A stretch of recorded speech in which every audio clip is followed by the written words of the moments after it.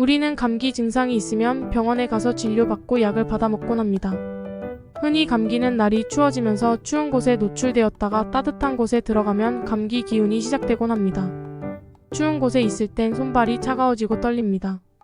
몸이 차가워지면 혈액순환이 되지 않아서 혈류를 원활히 하기 위해 근육을 움직여 온도를 높이려는 반응이 떨림으로 나타나는 것입니다. 그렇게 떨다가 따뜻한 곳에 들어오면 우리 몸은 체온을 높여 혈액순환을 도와주려 합니다. 이런 과정에서 열이 나기 시작합니다.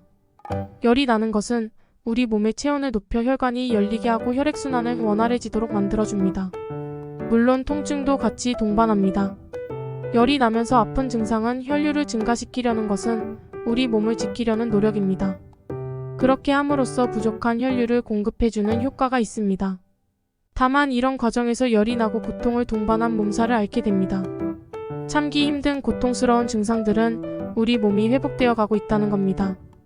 혈액순환이 되어야 손상된 부위를 회복할 수 있습니다.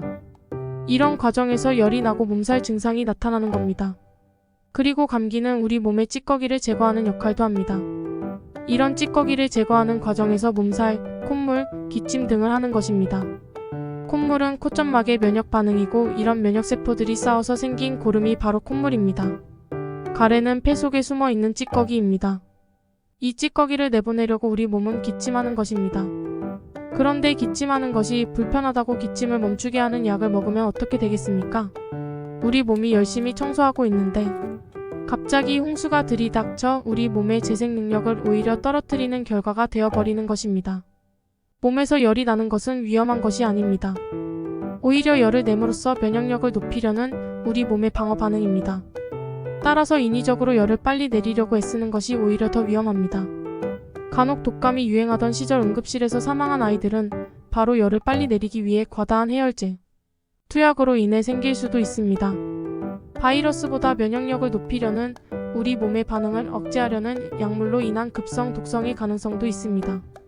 아이들에게 고열이 생길 때 탈수만 막아주면 크게 문제가 되지 않습니다. 그래서 감기에 걸렸을 때 오히려 몸을 쉬게 하고 따뜻한 물을 많이 마시는 것이 우리 몸에 더 효과적입니다. 간혹 너무 아파 물을 먹지 않는 아이들은 억지로 물을 먹이려 하지 말고 입안에 소금을 묽게 해주면 됩니다. 그러면 탈수 증상을 방지할 수 있습니다. 아이가 감기에 걸렸다면 감기 증상보다는 아이들이 잘 노는지 잠을 잘 자는지 아이의 컨디션만 잘 보면 됩니다. 오히려 열이 나면서 아픈 것은 면역력을 높이는 과정이니 너무 걱정하지 마시길 바랍니다. 아이들이 병원과 약국을 가까이 하면 할수록 건강하게 면역력을 키울 기회를 뺏는 것이니 병원과 약국에 가는 것은 응급한 상황이 아니라면 굳이 무리해서 갈 필요는 없습니다. 다시 한번 말씀드리면 감기 증상은 우리 몸에 있는 노폐물을 제거하려는 노력의 결과입니다. 우리 몸의 노폐물을 제거해야 또 다른 질병으로부터 우리 몸을 지키는 방법입니다.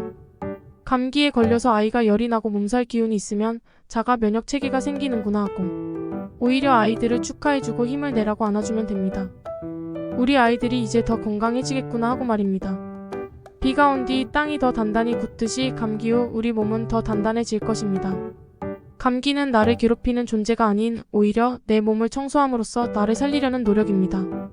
감기는 우리의 적이 아닌 자연이 주신 축복입니다.